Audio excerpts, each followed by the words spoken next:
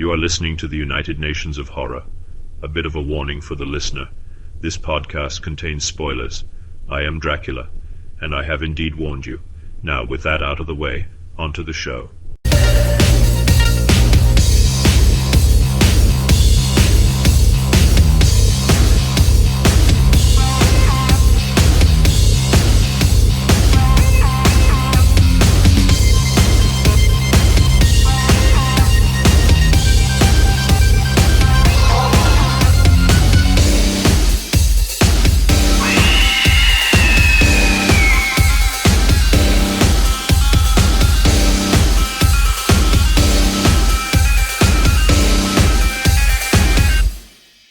Welcome on, bienvenue, welcome to the United Nations of Horror with your host Mark and Jason. Hi Jason. Hey Mark, how are you? Not bad. Oh, it feels like we're getting into this one so quickly. It was such a long delay between the last two because it was such a long show and lots of prep. But this was like, yeah, we watched this movie, we're going to do it. And we're covering Renfield. I mean, it'll be in the title of the podcast, so you guys know it already. But we're doing Renfield tonight. We've both watched it recently. In fact, you've watched it twice, right? I have. I felt like I needed not even a little refresher, but wanted to. Yeah, I'll get more into my feelings on it, kind of as we go here. Yeah, I think I'm going to watch it again soon. I did enjoy it quite a lot. And I did actually ask for some feedback on the Facebook, so we'll talk about that. But however, before we get into Renfield and our feelings on it, just want to mention I forgot one film in the last recording. There was one film I completely forgot about. So there was actually 53 movies. 53, my gosh. But having said that, it wasn't really a horror, so I'm not that bothered about it missing out. I'm just being a bit, OCD if I mention it. It was called Beast. And it's like Jaws, but with lions in Africa, right? That's essentially it. It's Jaws with lions. Idris Elba's got this young family, 2 girls, and lions start attacking when they're visiting the savannah and stuff. And yeah, it was okay. The CG of the lions wasn't great. It was okay though, but the thing is, the family consistently made stupid decisions, which kept imperiling it. Like Idris Elba says to these little girls or young girls, "Stay in the car. I need to go check something out. I'm not." If he's gone for 10 minutes, one says, "I'm gonna go look." And it's like, no, there's lions about. Why would you do that? Oh man, and stuff like that. So yeah, Beast. Oh yeah. 3 out of 5, maybe, on a good day. There you go. Yeah. Anyway, so, Renfield. Mr. Renfield, welcome. I am Dracula. You will make a very good assistant. No, he's evil. We will protect you. You have the word of the most trusted institution on earth, the Catholic Church.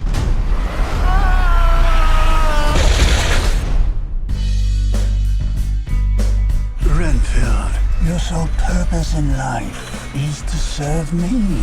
Now, let's eat. I just want a normal life again.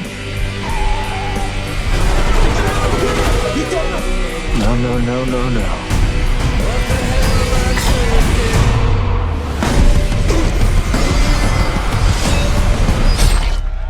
God bless you, Mr. Renfield. Oh, God bless you, nuns. You're a hero. Robert Montague Renfield. Let me explain. I work for Dracula. Count Dracula? It's the real fucking Dracula! Some call me the Dark One. Others, the Lord of Death. So you bring in people to eat? Well, I do other stuff. Like what? Wash his cape?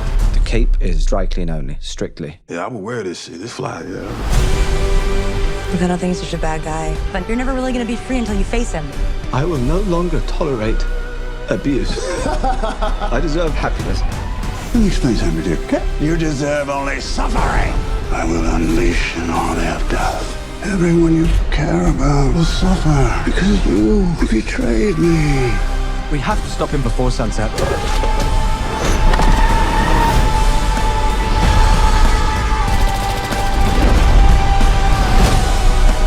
I am enough. I deserve happiness, and I take full charge of my life tonight.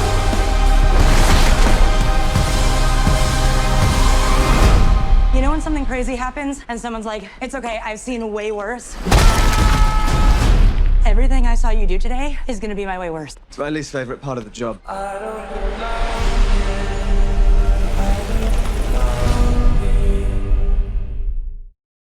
We'll get into the nitty-gritty after the feedback, but what's your general feeling on this? General feeling is I liked it. How about you? Yeah, I really loved it. Really liked it. I really, really enjoyed it. I don't think it's a great film. I think it's a good film, and there was certain aspects of it I really, really enjoyed. This comedy horror, it's that kind of thing. And you could feel the roots of the director, it was kind of... Again, we'll get into this a bit more. It wasn't what I was expecting, though. I was expecting more a comedy drama, but no, it was actiony, right? A lot of action, yeah. Cartoonishly actiony, too, and it was kind of fun. Kung Fu Hustle comes to mind as far as the kind of cartoonish action. Yeah, absolutely. I mean, we'll talk about a certain sequence later, I'm sure. And I was just like, "Oh my god, this is insane!" Yeah, it's nuts, and it was kind of fun. Anyway, we'll get into the specifics after I've read some of the feedback. So I did post in the Facebook group only less than 24 hours ago. We were covering this, let us know what we think. We got some feedback on it, so check out some of this. Kevin Matthews said, "Hi, Kevin. A lot funnier and bloodier than I expected to be." Yep. I agree. It was bloodier and more action. Whole cast did great, but Cage pretending to care and listen to an optimistic Hulk is absolutely hilarious. I loved it, and Cage gives a brilliant interpretation of Dracula. The film also does a great job of making things very funny without making Dracula himself the punchline. Severed arms as nunchucks equals demented brilliance. Yeah, there was a lot of arm trauma in this film, wasn't there? Loads of it. It really was. And I also noticed some little... I think they were perhaps Easter eggs, but as we go scene by scene, we'll talk about that. Anyway, so that's what Kevin said. Thanks, Kevin. Rolf Pickler. Hi, Rolf. Another friend of the show, for sure. Liked it quite a bit. Good twists all around on the Drac mythos, and Holt made the character very charming. Cage walked through this movie in his kingly, cagey insanity. I have to agree. That's a good way to put it. Yeah, Cage. Is there a... has anyone ever been bored watching a Nicolas Cage film? I don't think so. I can't imagine. No. Okay, Barry Ewan. Hi, Barry. Said it's almost full-on comedy, but not quite. Like they couldn't decide the tone. I don't know. I think they were pretty sure about their tone. And they were going for cartoonishly violent, ridiculous laughs. As it is, it's like a cop action movie that just happens to contain Dracula and Renfield. The cop action stuff, and we'll get into that more, that seems kind of, I don't want to say thrown in because it's not thrown in, but it's almost like a departure in a little bit. Like I almost feel like the cop stuff could have been left out of this movie, and it still would have been entertaining. I quite like. Well, the thing is, they brought in criminals and cops and things like that. Yeah. Which allowed it that level of ultra violence. Frankly, exactly. There was no way you could have all this without bad guys who you want to die. Or, by whatever horrible means that happening. So Indeed. The writer's new he goes on. The writer's new spin was to turn Renfield into a version of Popeye, getting super strength from eating bugs. I could almost hear the Popeye theme music. Cage is entertaining as always, and his funniest bit when he was doing fake sincerity. Yeah, I agree. Yeah, so that's the feedback. Great feedback. Given a short notice as well. Yeah, I don't disagree with any of the stuff said here, frankly. I don't either. Thank you both. Right, we do appreciate it. Let's get into it. I mean, the main characters here are Nicholas Hoult as Renfield. And we also have, obviously, we have Nick Cage as Dracula. We get Awkwafina. Have you seen Awkwafina in anything before? I don't believe I have. Yeah, I the first time I remember seeing her in anything, and in fact, maybe the only time I've seen her in anything, though I think she's supposed to have been in other films. I've seen, for example, Ocean's 8, but I don't remember her in Ocean's 8. Was it? Oh, I've forgotten it. The Marvel movie. Oh yeah, Shang-Chi. She was in Shang-Chi. And the Ten Rings. And I really liked her in that. Yep. I thought she was the best thing in it, actually. Yeah, I almost forgot she was in that. See, I'm terrible with actors, Mark, as I'm sure both you and Becky know. As far as actor names, I'm I am. bad. Yeah. But yeah, she was in Shang-Chi, and I agree with you. She did a tremendous job in that, and really carried the film, I thought.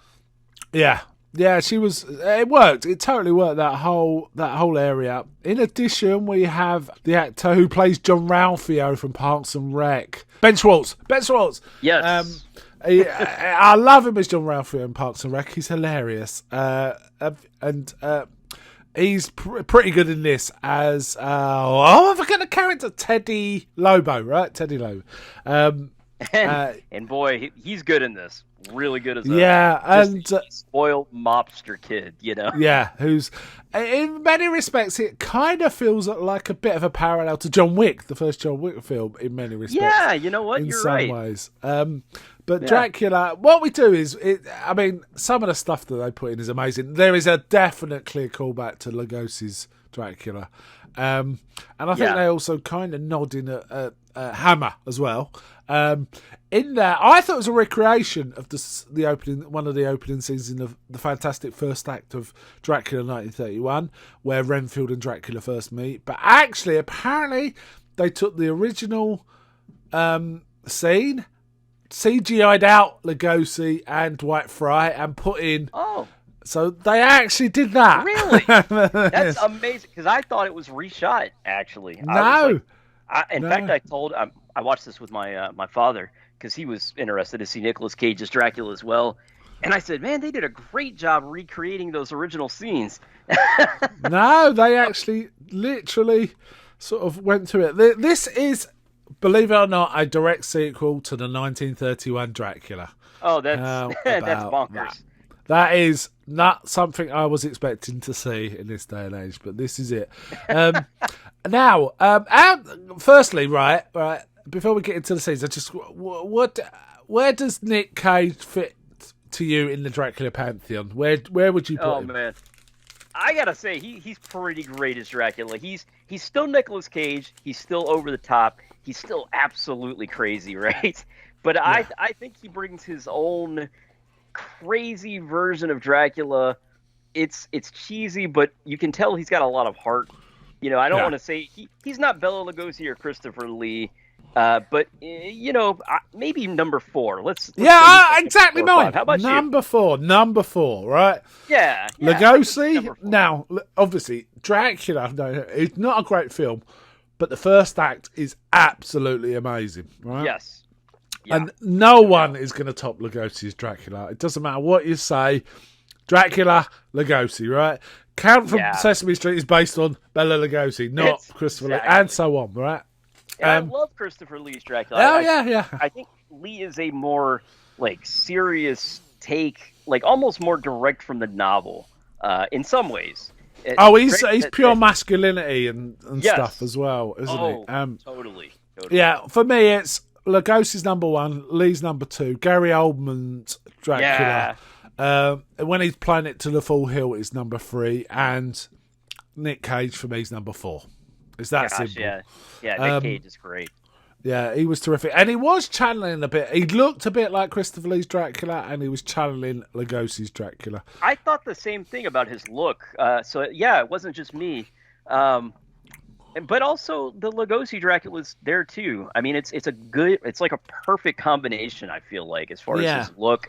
And, he is just so over the top with his accents. It's not Lugosi. It's a little bit British sometimes. It's a little bit American sometimes. It's Nick Cage, man, and I love it. We are, I guess, Nick Cage apologists on this show. I enjoy Nicolas Cage in whatever he's in. Like Mandy. I don't think that film. I wouldn't have cared about it if Nick Cage wasn't in it. I have to be honest. Man, I haven't. It's been a long time since I've seen a Nick Cage. Well, I can't actually. I was going to say it's been a long time since I've seen a Nick Cage film I didn't like, but I haven't seen one. There isn't one so far. Yeah, same here. Funny enough, I'm gonna sometime tonight. I've decided I want to watch Pig because I keep hearing that's a really good Nick Cage film. I haven't seen that. And apparently, it's his favourite film. It's his favourite film of his own stuff.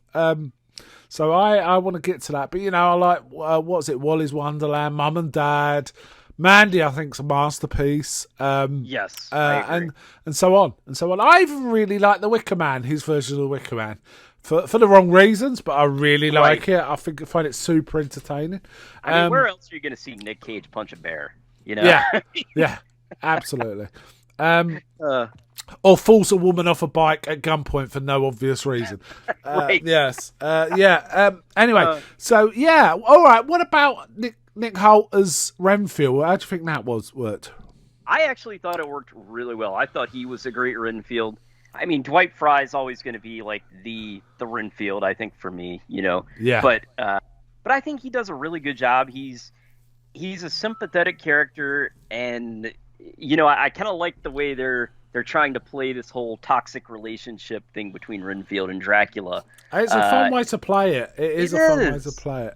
And I like the fact he's going to these help group not just to get perspective, but to actually look for victims that he feels okay about using as victims for Dracula. I kind of like the whole angle. This was written based on a story by Robert Kirkman, who was one of the guys that wrote. Well, he was like a comic book writer. He wrote The Walking Dead. Is probably his most famous piece of work. But yeah, it's a very coherent world, isn't it? You kind of feel that comic book writing experience is brought to this because it's not inconsistent. It explains the cycle of Dracula, where he gets the full power, then he goes mad, which means that people start trying to kill him. He gets damaged, and then Renfield has to nurse him back, and they have to move to another part of the world. And that explains... That is quite an interesting kind of travelling toxic relationship, isn't it? It's kind of an interesting way of doing it. Oh, yeah. It's how I would imagine Dracula treats his familiars. I mean, I think they really capture that well. And I thought it was an interesting take that it takes place in New Orleans, as opposed to... Yeah, I don't know if we're... I'm trying to think. Is the 1931 film supposed to be London or? It's London. Is it? Okay. New Orleans for vampires is most famously Interview with the Vampire. Yeah, Anne Rice. However, True Blood also is in that part of the world. I don't think it's. I think it's New Orleans, but it's the swamplands of the South. Oh yeah. It could be like Louisiana or something like that, or it could be New Orleans, near New Orleans. So I've only driven through Louisiana, but it's an interesting place. I have a friend who works in New Orleans pretty frequently, and he tells me like the stories you hear about the Cajun accents and stuff. That is true apparently. So just some random trivia. But, I find the Cajun accent really interesting. I really like it as well. I like to listen. Yeah, to I do it. too. Yeah, it's kind of interesting. I think of Gambit from X-Men, you know. Yeah, it reminds me of a French Marseille kind of accent as well. That's kind of a gruffer kind of French accent, and Cajun is kind of sounds similar to me. Me as interesting. Well. Well, at the beginning, we do get the shot of them from the 1931 one, which is really interesting. We also get a flashback of what happened to Dracula last time, where vampire hunters are after him, and that's a combination of a priest and a vampire hunter, right? Oh man, what fighting a scene Dracula. That was. I mean, I wasn't expecting. I mean, I did not expect this. I wasn't expecting this level of action, so this came out of nowhere, and it's nuts. It is properly nuts. Dracula is like attacking people. There's a lot of arms getting pulled off in this film. Oh man, limbs flying everywhere. Yeah, blood. There's a lot of that. And I have to say, the CG. I'm assuming it was. I mean, it looks CG, but yeah, it must have. But it doesn't like stand out as CG to me. Like everything looks really crisp and well done. I appreciated the artistry here. I think that it, obviously the people working on it cared about it. Whereas some CG, you can just tell. You're like, okay, it looks ridiculous. I think it works for this. What did you think, Mark? Oh yeah, the CG was fine. I didn't have any problems at all with the CG. I really like the bit where he gets trapped in the ring and he has to persuade Renfield to help release him, because Renfield turns up late to try and help him. That was fun. And then when the vampire hunter actually shot the bolt and blew out the curtain, that was, I think, a homage to Horror Dracula, of Hammer's first Dracula. It has to be, the curtains falling down. If only he'd have run at them and pulled them down, it would have been a yeah. But then Dracula bursts into flame, but still carries on attacking him. And Renfield's like, "How are you feeling, Master?" He goes, "Not great," or something like that. Yeah, he's a burnt crisp. Busted basically. out laughing. Yeah. Yeah. And that's not a line you expect to hear from Dracula. Not great, Not but great. it's Nicolas Cage all the way through. Yeah, I did notice also, and I only did it once, and I was wondering if it was going to turn an early scene. Renfield's talking with someone, and he actually laughs, and he does the Dwight Fry laugh. He goes, I noticed that too. Yeah, but they only did it once. They didn't overdo it at all. They did it once. I would have preferred a few more, to be honest. I would have as well. I thought the same thing, but it was cool that they got it in there, right? Yeah, that was for the real fans. I think the people that know the 31 Dwight Fry. Yeah. Everyone who knows Dwight Fry is Renfield. Dwight Fry is supremely underrated as Renfield, I have to say. I agree. Yeah. And it's interesting because Renfield in the book, Renfield's just comes out of nowhere in terms of who he is to Dracula. And I think in some film versions, Renfield was the first guy that went to visit him, and then Harker went to see him. But in the 31 Dracula, it's just Renfield going there, right? They don't even have Harker going there at all, do they? Yeah, Harker's actually not really a vital character in the 31 Dracula compared to the book or anything else. It's interesting. Really I'll tell you what, my favourite version of Renfield I ever saw was on stage. I saw a stage version of Dracula, and a woman played Lady Renfield, and she was terrific. Oh, that's interesting. She was quite an old lady, 60-odd, but she played it as like this maniacal cackling, and she was called Lady Renfield, so presumably, an aristocrat. But it was terrific version. But Dwight Fry and Nicholas Hoult are up there with the great Renfields. There's been some good Renfields, It has to be said. There has been Tom Waits was a good Renfield, I'd say, in the 93 one. That was all right. Which one is that? I'm sorry. The Gary Oldman Dracula. Oh yes, absolutely. He was very good. He's very memorable in that one. His look and mannerisms and everything. Yeah, I agree. He's probably, besides Dwight Fry, he would be the next Renfield I think of. I do. Yeah. I also think quite often there's a Renfield in the not 79 Dracula, the one with Frank Langella as Dracula, played by a British actor who's pretty good. He's kind of sweaty and intense. He's pretty good. There's been quite a few good Renfields though, When they try and do the original story, there's always a Renfield usually. But it's not. There's not that many versions of the original story when you actually get down to it. Everything else is a spin-off or just got the character. Yeah, I mean, you have to almost read the novel, and I mean, even the 91 film or 92 film with Gary Oldman, that's it's not. I mean, it takes a lot of elements from the novel, but it's certainly not the novel itself. I believe I think it's an Italian version of Dracula that does have Christopher Lee that is kind of the most direct version of the novel. I'm not sure what year that was. I think it was, off the top of my head, I think it was 71. It was called El Conde Dracula. Yes, that is it, Mark. See, Yeah. That is what you're the master for. Yeah, the most faithful version I've seen is a BBC production from 1977. I need to watch that one. Louis Jourdan played Dracula, and Frank Finlay played Van Helsing. And again, that had a good Renfield. And I'm trying to remember the actor's name. I can picture him, but I just can't remember his name. That is a good version. It's a 3-hour version, but if you want something as close to the novel as you can get, that is the one. I'm actually making a note here as we speak that I need to watch that one because it's on YouTube, I believe. Oh, even better. I mean, that's one I wanted to get to for our Dracula episode, and I think that's one of the few that I was not able to watch. But yeah, and I think this Renfield very strong. He's a very likable version of Renfield. I feel like Renfield is always likable in the novel and in the 31 version. Really, he's just a victim of Dracula, right? And he's so screwed over. In the novel and a lot of versions, he's mad. He's essentially mad. Yeah, he goes crazy. Bit driven mad by Dracula somewhat, though, it has to be said. I was going to say something else about one of the other characters. I was going to just mention the 1977 one. I actually watched it when it aired first time, so I was 12. Oh, wow. And for that reason, it holds a special place in my heart, because I just thought, because I'd already read the book at that point, so I knew this is the most faithful version of Dracula I've ever seen, and I've never seen a more faithful version since. I also have to mention Udo Kier's Dracula from Blood of Frankenstein, the Andy Warhol, production. Yeah, I like that one.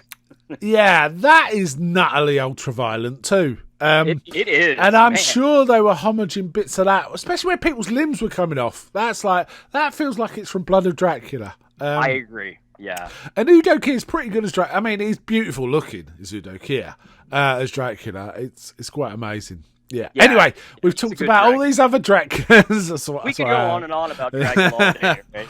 But, yeah. But man, this is really good. I feel like the start of the film is perhaps the strongest point of it. What do you think, Mark? I think it's strong all the way through. I think the opening is a real blast. It's a real blast. Yeah. And I like the whole setup. I like how, it establishes the relationship between Renfield's trying to be good, even though he knows his people are going to die, by picking people that are bad. That's kind of the thing. I felt slightly going off the rails when we started getting introduced into the crime stuff. However, it quickly pulled me back. Because I didn't understand the Aquafina start, how it was going to pan out. But I still quite liked it. I quite like the fact he just turns up at this place where these guys have ripped off a major drug dealer. They've got all this cocaine or heroin or whatever it is. And he turns up, and because he's acting cool, they think he's an assassin from Teddy Lobo, right? They do. And he says, "We'll give all the drug backs," and he's like, "What? Wait, who do you think I am?" And all this. He said, "Well, who are you?" He goes, "I'm a friend of, I've forgotten the girl's name, Sarah, the woman who has been reporting her boyfriend as abusive and toxic." And they all start laughing, don't they? They all start laughing. Oh yeah, they don't take it seriously at all. Yeah, but boy, they should. And there was one bit that made me laugh where, they're fighting, and suddenly this massive guy turns up with a mask on, and we see Teddy Lobo outside saying something like, "Yeah, I've sent in Indian Joe." He goes, "You tell him it's racist." Last time someone said that to him, he cut their tongue off. You tell him. He's got Renfield down, right? Like about to cut his tongue off.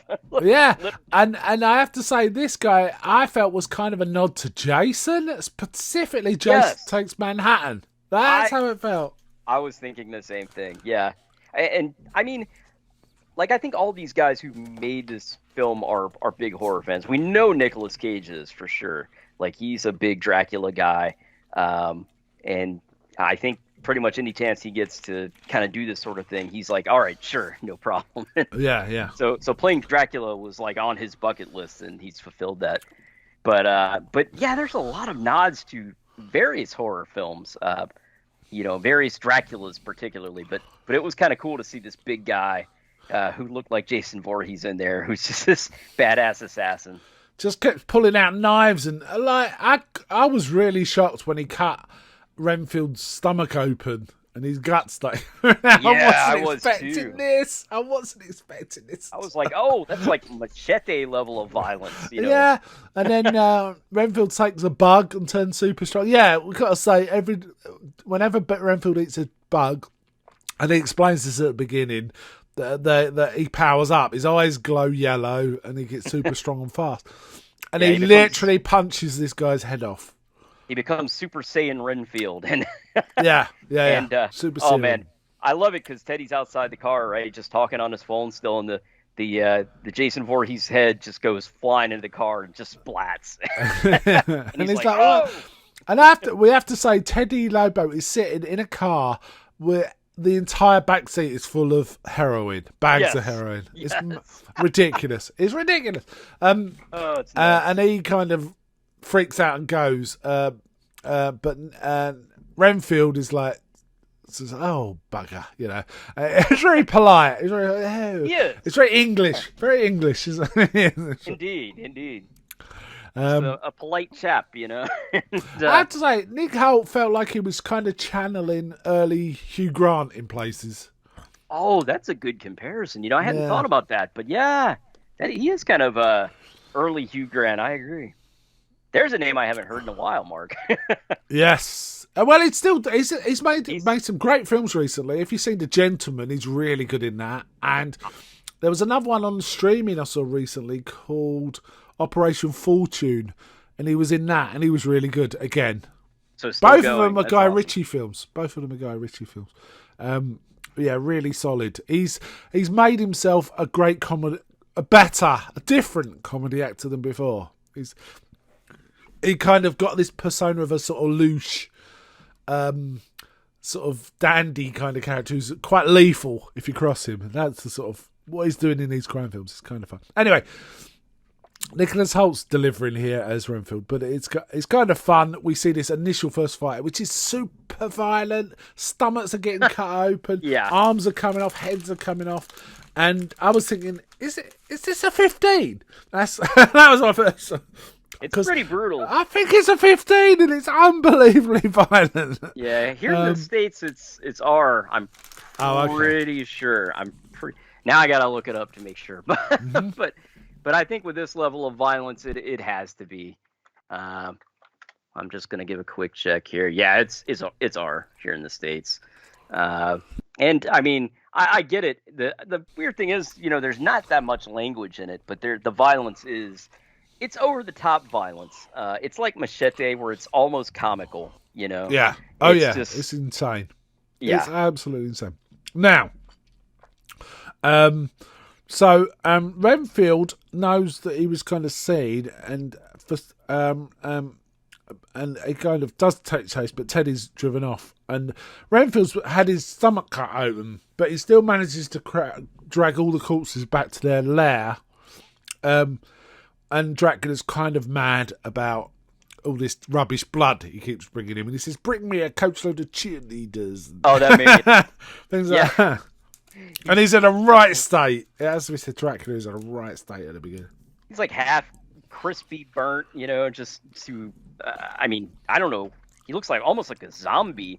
Yeah. I think he was, I think Cage at this point was definitely summoning sort of some Nosferatu vibes here too, like with his there was a touch of fingers. Nosferatu.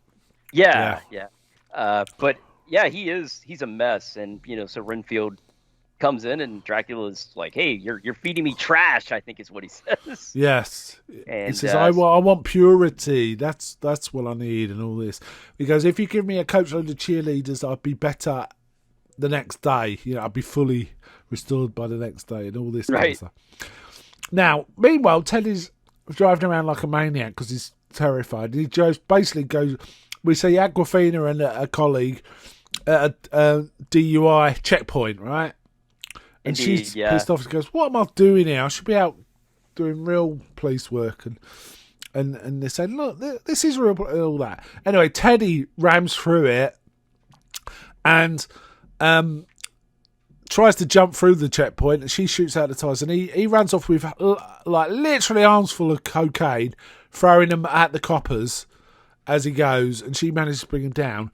Now that's an obvious, probably 30-year prison stretch right there, right? Oh yeah, absolutely. And he gets out, and that's where it kind of what? How does he get out of that? But it turns out the whole police department's kind of corrupt. Oh, that's yeah, kind of the implication, right? Which is ridiculous. I think it's at that point we learn her father's been killed, it sounds like by Teddy, right? Yeah. I That's mean, the she's got implication. a sister, and the sister's like, you got to kind of like let this go. But Aquafina, or Rebecca, I believe is her name. Yes. She's just hell bent on being like super cop, basically, and getting revenge for their dad. And she totally disrespects all of colleagues. She calls them all sorts of names. Yeah. You said there isn't much language, but there is when Aquafina starts. So we meet a sister who's called Kate, who's got like an FBI squad in the same state. It's all very convenient. Her sister is totally underwritten, I have to say, as well. I agree. She is a pure plot point in this film. But that's okay. That's okay. She's there for one reason that we'll get to later, and that's kind of the only reason she's here.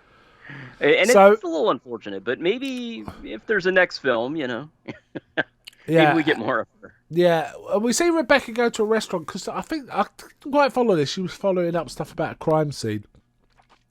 But Renfield also turns up there, and I'm not quite sure. He's there just to try and find someone for Dracula, I think. Yeah, doesn't he see like the bus of cheerleaders go by in that Oh, scene is that too? what it is? I missed that. I think so. And yeah, anyway, he doesn't get the cheerleaders, but it made me laugh. Again, I think it is a comedy first, before anything, and an action second, and like a horror movie last. But the horrific elements are really just the over the top violence, which again can kind of be seen as comical. We also get the plot point now, right? While Renfield's suffering and lying on the floor with his guts hanging out, Dracula's lecturing him about what he wants. We have to have a talk, and all that. Oh yes. And but Dracula opens the vein and drips blood on the wound, which instantly heals it, right? So I love that Dracula's blood heals people, right? That's another dynamic that kind of works out. That scene where they have the talk, and I feel like that is just Nicolas Cage at his absolute craziest and best. He's like moving between accents and just bonkers. I love it. I mean, and you can tell Renfield's scared because he just does not know what's going to happen, right? Oh yeah. He's like, okay, this is Dracula, right? Yeah. Yeah. Anyway, what happens at the restaurant is Teddy and his crew turn up in like wolf masks, which I think tribute to the Howling, maybe. I'm not quite sure. The Wolfman, something. I wasn't exactly sure, but I was like, oh, cool. They got the Wolfman in here. That was pretty cool. He's wearing a mask, and as soon as he turns up, and Aquafina or Rebecca says, "Great, Teddy, great. I came here to connect to a crime scene, and you turn right up. Make it easy for me." And basically, he puts a gun in her face and says, "I'll tell you what. I'm going to give you more of a choice than I gave your old man. You either say you belong to us, or you die." And she goes, "Shoot me." She's so hardcore. Shoot me, just shoot me. Hardcore. Have you never shot anyone? Shoot me. It's all this kind of stuff. Old Renfield is he looking for a bug? I can't remember. It's kind of because there's a few scenes where he's trying to find a bug to power up. Yeah, he drops his pack of bugs. I think when he first sees Rebecca and her crew enter, and then of course he's like trying to get out, and then he sees Teddy's crew enter, and so he can't get to his bugs right off. Maybe he drops the bugs when he sees Teddy's crew. One of the two. Get involved in the end. Oh man, this is so violent again. Oh god, yes. So Aquafina is shooting guys and kicking them and all sorts. And meanwhile, Renfield's not pulling people's arms off again. Well, no, he chops off a guy's arms with a silver a platter. He just throws it and it chops the guy's arms off. Yeah, that was amazing. And this Teddy just runs off again, as he seems to do a lot of, right? Indeed. And Aquafina's like, "Did I see you chop off a guy's arms with a platter?" And he says, "Yeah." And she says, "Really cool." Yeah. And she actually says to him something that touches him, right? Because, he thinks very... We do definitely get perspective with the self-help group that he thinks very lowly of himself, how he's trapped in this, and he wants a better way of living and stuff like that. And she says, "We need more people like you." And he goes, "What do you mean people like me?" He goes, "Heroes."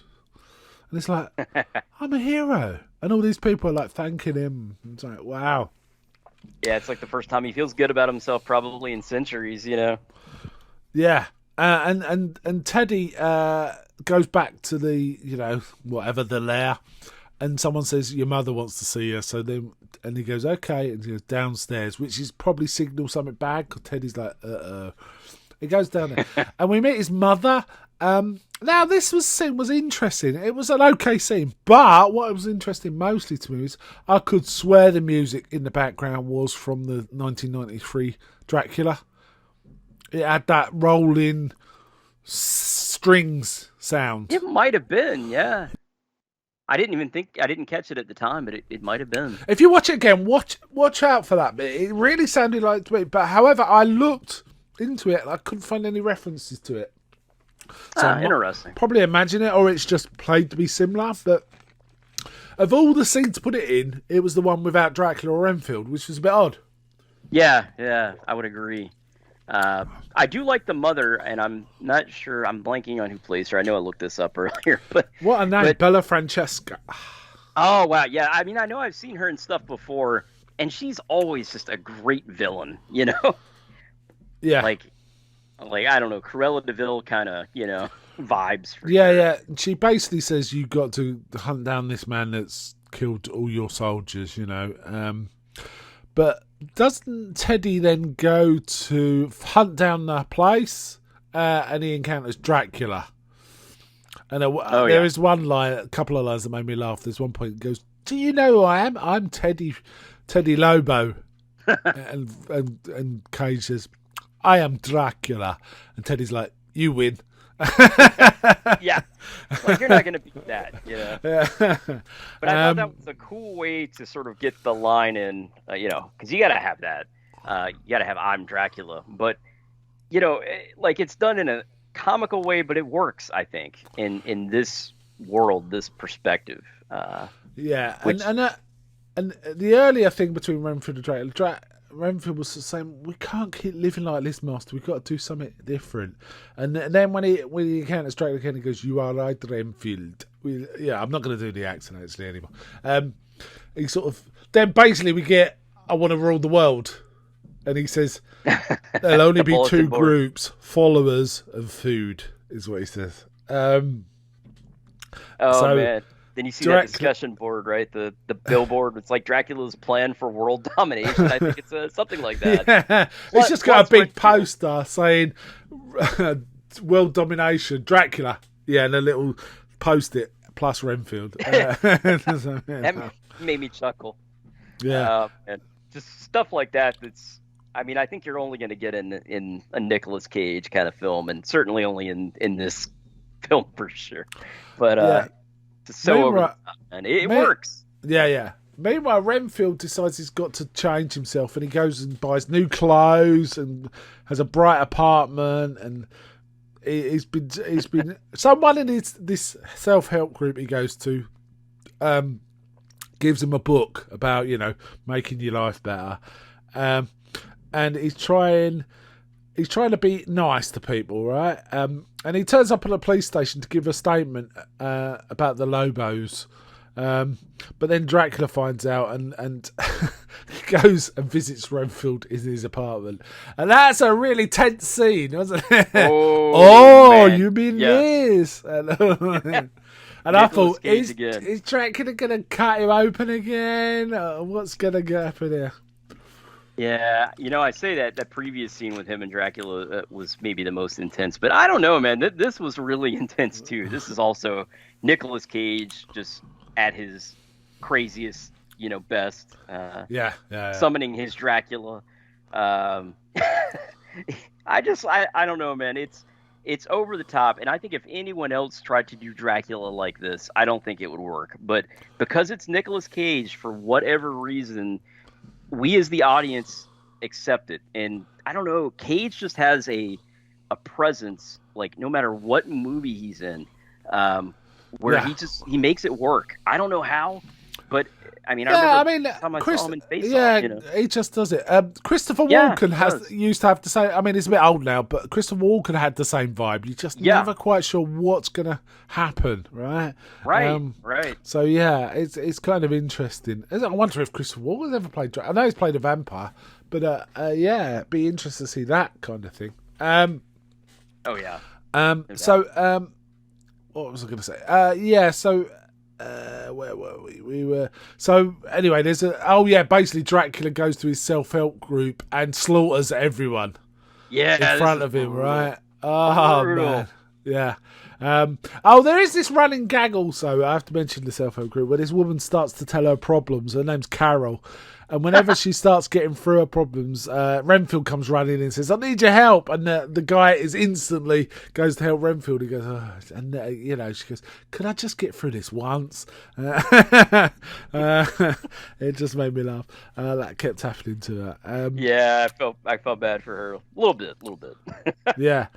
And essentially, I get a bit confused about the story after this point because I've only seen it once. But essentially, the gangs turn up and try and take out Awkwafina and Renfield at one point with a SWAT team in tow. Yeah, you think that might tip them off, you know? Yeah, and Awkwafina does not care. She's shooting everyone, coppers and gangsters, and a mass. It made me laugh that again, mayhem. Renfield's ripping off arms. And, oh my god! And hitting people with them, and oh man, it's mental. We get the nunchuck arms here, where it's like I don't even know. It's just insanity. Yeah, and essentially when they finished, they're standing on a pile of corpses. Literally standing on and at one point there's like the SWAT team and the police chief and the female gangster. They're obviously in cahoots and watching all this through like a video camera that's been set up by the SWAT team. One goes, "Did that guy just fly?" When Renfield suddenly jumps up to kill someone about 2 stories above him. That made me laugh. It's great. And then Awkwafina's like, you know, when you have a really bad day and people talk to you and you can say, "I've seen worse." This is the worst I'm talking about. Yeah. So yeah, absolutely. But then Renfield basically, Dracula basically goes to the headquarters and converts the gang, including Teddy, to his like Renfield's powers, right?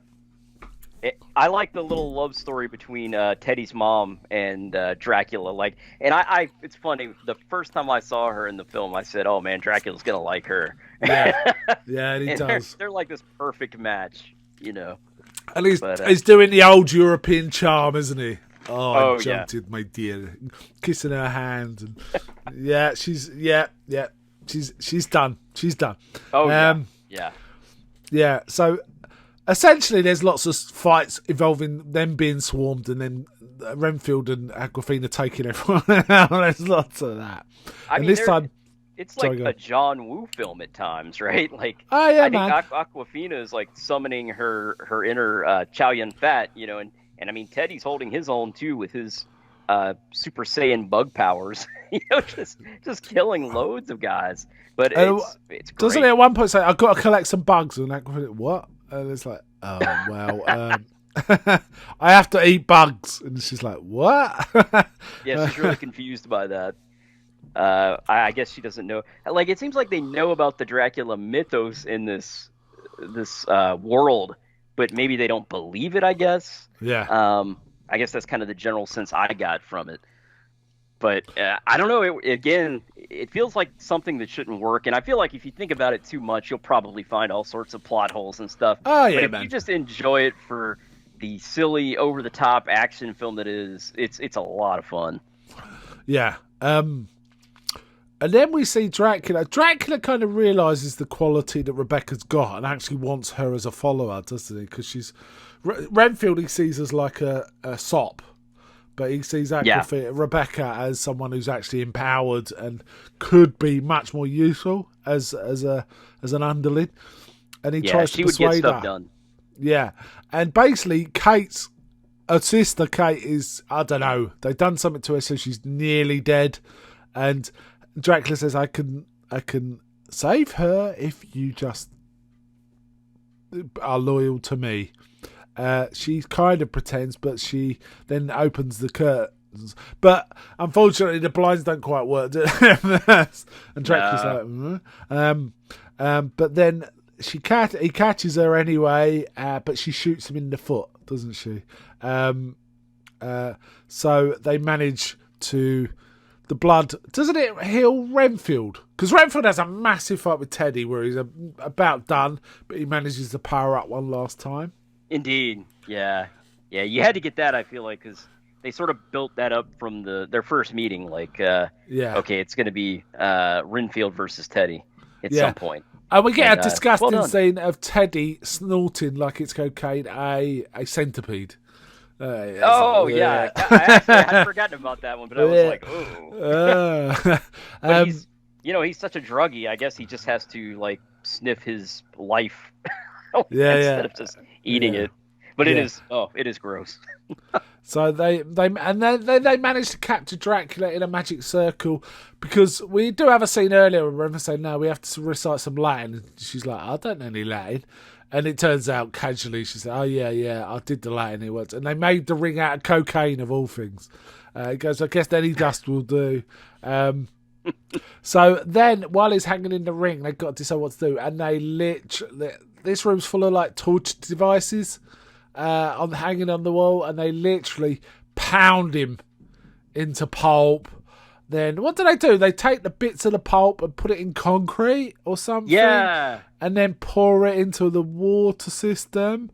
And Renfield's like, I don't even know if this will kill him, but it's going to take him a very long time to come back. Which I hope he does. I don't know. Yeah. So, and Kate's got better because some of the blood went on her, and she actually says to Rebecca, "Did I drink Dracula's blood?" And she said, "Oh no, it's slang. It's slang for something." But then we see the entire self-help group has also been revived, which is ridiculous because they were ripped to pieces by Dracula's blood. We see like a jug of Dracula's blood on the side. And there's a really weird scene when the leader of the group says, "Yes, thanks for bringing us back, even though some of us encountered some really strange things that we saw on the other side." And it goes dark for a minute. He's like just sitting there looking in, doing a 1,000-yard stare. And he says, "But thank you for helping." It's like, what's going on there? That's a little creepy. Yeah. So yeah, I should have stayed at the beginning. Spoilers, but it's a bit late now. Yeah, I'll probably put a spoiler warning in or something, you know. Okay. But yeah, it's man, it's something else, right? I'm just really enjoyable film. This, yes, it is. I'm looking at the budget here in the box office. It's done okay. It's not done great. Budget of $65 million. It's made $25.6 million. Oh dear, that's not good. It's still in the theaters though, right? It's still in the theaters. Yeah, I that's a shame. Yeah, I mean, I don't know worldwide gross or anything like that here. So there's that to consider. Yeah, it's got legs, this film though. People are going to watch it for years and years to come. It's in there with the Dracula movies to watch, right? I agree. Yeah, I think that it is going to become popular, maybe even more so over time. Yeah, you know. Because it really does have strong legs to stand on, I think.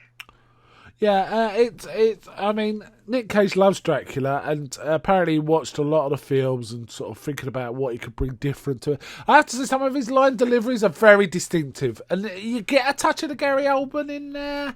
You do, but not much. It is pure Cage. It's pure Cage. Oh, yeah. I also got to think he's got to have watched Blood for Dracula, because there's certain things he does which reminds me of Udo Kier's way of doing Dracula as well. Yeah, I think he has to have summoned Udo Kier in there. A little bit of everything, I think. And it's just this unique, very unique kind of Dracula that only Nicolas Cage could pull off. And I think if you like Nicolas Cage, you'll enjoy his portrayal of Dracula. If you don't like Nicolas Cage, you probably won't, you know? It's like one of the two, essentially. Yeah, it's. I have to say, when I saw pictures from 6 months ago of Cage as Dracula, I was thinking that looks a bit campy. That looks like 60s Batman kind of outfit. But no, he totally pulls it off. Oh yeah. Yes. He makes it work. And it's a nuts comedy horror. It really is. Yeah, it is so over the top. I mean, it's not what either of us thought it was going to be, right? So yeah, I don't know. It seems like most people though like the film. I mean, I'm just looking at like critical ratings are not that great, but if you look at overall score, like on Rotten Tomatoes, for instance, it's got like up in the 70s, and into the 80s in some places, like IMDb. So yeah. So I don't know. I mean, it's a little all over the place, I guess, and some of that is, of course, going to be like, what is your film preference, and are you a big horror movie fan? Do you appreciate the callbacks? I do think a lot of the cop stuff with Awkwafina and Teddy, or not Teddy, with Awkwafina and Renfield could have probably been. I don't know if it could have been shortened, but it's I think probably the weakest part of the film. The strongest part of the film for me was definitely Nick Cage's Dracula. But the Awkwafina stuff worked for you, right? Oh, it definitely did, yeah. Yeah, now I'm not saying this is a great film. It's a good film. Yeah. But I really that's it. But I think the thing you're going to remember is Nick Cage's Dracula, mostly. However, all the interactions with Renfield and Rebecca were pretty solid. And I think it's a rewatchable film, you know? I agree, yeah. And I don't know if you enjoy it more with more rewatches or less. I just don't know at this point. So I was curious about that too, Mark, and that's one of the reasons that I rewatched it before we did this show, because I at first I left with mixed feelings about it, and I enjoyed it a lot more second time, to tell you the truth. I think maybe because I knew more what I was getting into, you know? Yeah, I have a feeling I'm going to enjoy it the second time more, because I really wasn't expecting this level of mayhem. I thought it was going to be much more as a drama between the two of them, with Renfield doing stuff to try and get out of his situation. That's what I was expecting. So yeah, no, I liked it. I liked it better than some of the reviews I've seen. That's for sure. But what I'm finding is the mainstream reviewers are not liking it. But if you look online, a lot of people are loving it. Yeah, exactly. Which I don't know that I typically go by that a lot more than I go by critical reviews. Usually, if you get a good audience score, I feel like that's a good sign. Yeah. So should we get into ratings here? Yeah. You go ahead first. Okay. So, man, like I say, first when I watched this, I really felt kind of unsure of it, just because I was like, man, it's not at all what I thought it was going to be. But I really did get a lot of laughs first watch. And the action is really, as we said, just gruesome, but in a cartoony, over the top, fun kind of way. That it's not for kids by any means, but it's really well done. I was not expecting to watch sort of like Matrix machete action with this, but man, you get it here. And I've always loved that just over the top, ridiculous, almost like anime style action. Like, I guess you could also compare it to like the anime Hellsing, Ninja Scroll, a number of other things. But yeah, it really works. Again, I think Nicolas Cage's performance as Dracula, man, it's great. It's totally Nicolas Cage, and I'm a big fan of Cage, so it works for me. It's comical, but at the same time, just like he does well with it.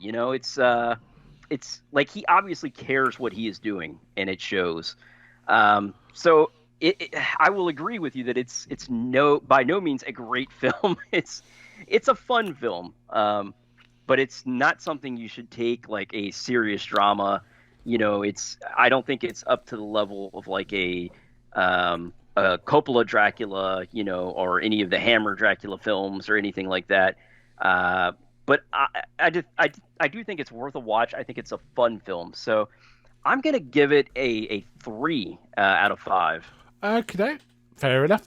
Yeah, I really enjoyed this film. It's very lightweight, but I feel like until I do it, I can't be sure, but I feel like it will be funnier on rewatch. And I feel like it's a good time one to watch with a gang of people on a Friday night or something like that, or after the pubs are closed or something like that. It's a really fun, lightweight, and it delivers something I didn't expect, and I'm happy it delivered something I didn't expect. I was happy with what I got. So for me, and I have to say, Nick Cage's Dracula's terrific, and he's going to be the takeaway, really. Mostly. Yeah. However, I think the casting of the four main characters was really good. Renfield, Awkwafina was good. Ben Schwartz was good as Teddy Lobo. I thought he was really good. It really worked for me here. So yeah, it was a good fun film. I'll give this 3.5. Oh, very good. Very good. So I think you liked it a little bit more than I did even. Yeah. Which is cool. Yeah, man, it's funny because I really did try to avoid a lot of spoilers for this film because I was so excited about it. Yeah. And shout out to Rebecca Booth. I know she's excited about it too, so I'm interested to get her take on this. But man, it is even seeing the trailers for it, I did not expect what we got at all. I didn't see any. I avoided the trailers. Nice. So I went in properly cold. I didn't have any spoils at all. Nice. I just had views. I was aware of people's views. And, there were some people saying 9 out of 10 and stuff like that. So, okay. Wow. It must be pretty good, and I wasn't disappointed. No, not at all. It's, I'd say it's up there. Like, I feel like it's, again, more of like a Kung Fu Hustle kind of thing for me, or a Machete. And those are films I absolutely love. Like, do I consider them great, like, drama pieces, that I can learn something from? Like, absolutely not. But as far as just things I can rewatch that are really, really fun, oh, man, absolutely. Yeah. Okay, let's kind of wind up there. So next time, I'm not sure what we're going to discuss it, but we're definitely intending to deliver content much more frequently than they have done. As this one episode, it's been a week since our last one, so we're on the case. So not sure what we're doing next time. Yeah, we will. We'll definitely get some feedback on that as well, I'm sure. And so, with that in mind. We'd love for you to join our Facebook group. Just look us up, go to Facebook and look up United Nations of Horror. You'll find us very easily. You can find us online at www.unhpodcast.com, and you'll find the latest episodes. We're also on YouTube, so if you look us up on YouTube, make sure you check that out. And also, I gotta remind everyone, check out Mark's podcast, The Good, the Bad, and the Odd.com. Is that correct, Mark? That's correct. Yes. Yes. Great podcast that you're doing over there. You've got several kind of different variations of The Good, the Bad, and the Odd going on, too. I have. Today, I will be recording later today. We're doing what we call our comfy chair episodes, where we just discuss films we want to talk about, not just films, games and TV shows and stuff like that that have caught our eye for that month. And I'll probably be talking about Renfield again in that show. But awesome. the other main content, apart from that, which is usually a film podcast, is I run a sub-podcast called Anthologic, where I discuss TV anthology shows, mostly horror and sci-fi and mystery.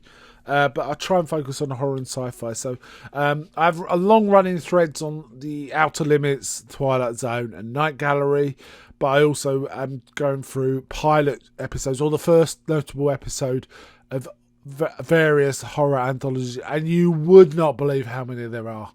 I've been running it 2 years now, and I still call it season 1 because I haven't run out of anthology shows to do, and I'm doing a new one every 2 weeks. So it's a weekly show, but I do 1 week of my mainstays, which is Outer Limits, Twilight Zone, and Night Gallery, and then another week of new other shows.